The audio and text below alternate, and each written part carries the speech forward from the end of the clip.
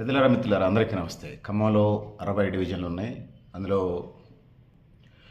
60 డివిజన్ల గ్రామ సభలు జరుగుతున్నాయి. 46వ డివిజన్లో కూడా ఈ జూబ్లీ క్లబ్ ఏరియా, ఈ పరిసర ప్రాంతాలకు సంబంధించినటువంటి సమస్యల మీద ఫస్ట్ ప్రజాపాలనలో కాంగ్రెస్ ప్రభుత్వ అధికారం రాగానే రిప్రజెంటేషన్ తీసుకున్నాయి. ఇప్పుడు ఎన్ని పనులు అయినా ఇంకా పెండింగ్ పనులు ఏవైతే ఉన్నాయో మళ్ళీ రిప్రజెంటేషన్ తీసుకుంటున్నారు. గ్రామ సభలకు సంబంధించినటువంటి డివిజన్ అధ్యక్షులతో ఉన్నాం. సార్, మీ పేరు చెప్పి స్టార్ట్ చేయండి.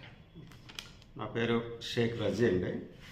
ఏమేమి పెండింగ్ పనులు ఏమన్నా ఇంకా వార్డులలో ప్రజల నుంచి వినతులు ఏమొచ్చా ఉన్నాయి, ఏమడుగుతా ఉన్నారు మీరు వార్డులలో తిరిగేటప్పుడు వివరించండి. అంటే మనకి ఇప్పుడు కాంగ్రెస్ గవర్నమెంట్ వచ్చేసిన తర్వాత ఫస్ట్ 3 నెలల తర్వాత మనకి గ్రామ సభలు అని చెప్పేసి పెట్టారు. అప్పుడైతే ఏవైతే ప్రజల ద్వారా వాళ్ళు అప్లికేషన్ తీసుకున్నారో అవన్నీ కూడా ఇప్పుడు ఇందిరమ్మ ఇల్లు 5 లక్షల ఇందిరమ్మలో ఇల్లు ఏంటి, రేషన్ కార్డు అయితే ఏంటి, రేషన్ కార్డులు అందరికి అందినట్టుంది కదా. 100% అందరూ కూడా రేషన్ కార్డులు వచ్చేసినాయి. ఆధార్ కార్డులు కూడా ఉన్నాయి. ఆధార్ కార్డులు ఉన్నాయి. ఓటర్ కార్డులు ఇంకా పెండింగ్ ఉన్నాయి. ఓటర్ కార్డులు కూడా లేవండి. ఇప్పుడు షిఫ్ట్ అటు ఇటు షిఫ్ట్ అవుతుంటారు అంతకుండా కానీ కొత్తవి కూడా దాదాపు కొత్త వాళ్ళు కూడా మొన్న కూడా అప్లై చేసుకోవడం వాళ్ళకు కూడా రావడం కూడా జరిగింది. రోడ్ల పరిస్థితి ఎలా ఉంది? రోడ్లు ఇంకా పెండింగ్ రోడ్స్ ఉన్నాయా? తుమ్మల గారి సార్, తుమ్మల గారు వచ్చిన తర్వాత మా డివిజన్లో కాలువలు అవుతుంది, రోడ్లు అవుతుంది, టోటల్ 100% డివిజన్ మొత్తం క్లీన్ సీట్ అవుతుంది సార్. తుమ్మల గారు ఐదారంలో ఎండాకాలం వస్తుందిగా, మీ బెల్ట్లో ఏమన్నా డ్రింకింగ్ వాటర్, త్రాగునీరు సమస్య ఏమైనా ఉందా? సమస్య అంటే అది ఎండాకాలంలో ఏమి ఉండదు సార్. అది మా డివిజన్ వచ్చేసి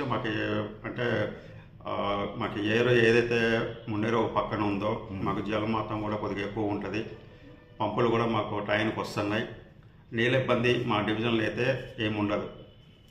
ఈ కరకట్ట గోడ కూడా మీ వార్డులోకి వస్తున్నట్టుందిగా. కరకట్ట మా డివిజన్లో రాస్తున్నది 47-48 వస్తుంది.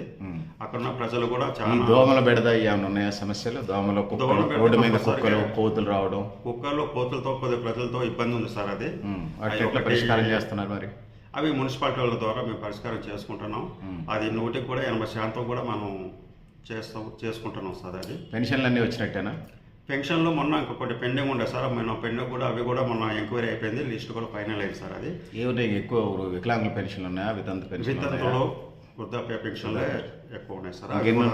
అవి నెక్స్ట్ పేజ్ వచ్చేస్తున్నాయి సార్.